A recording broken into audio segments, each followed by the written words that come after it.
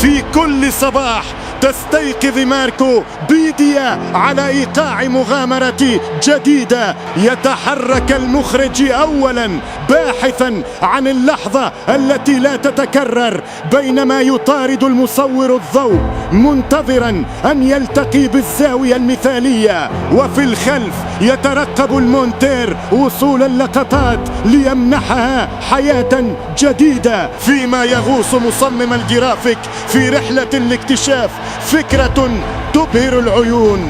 أما فريق السوشيال ميديا فيعمل بتناغم يشبه خلية نحل لا تعرف التوقف. ومن خلف المشهد تقود مديرة الشركة الجميع ببصيرة لا تنظر إلى ما تحقق بل إلى ما هو أبعد. هنا لا تصنع المحتويات فحسب، بل تصنع الحكايات وتولد الإنجازات، وتبقى ماركو بيديا في رحلة لا تعرف سوى الصعود.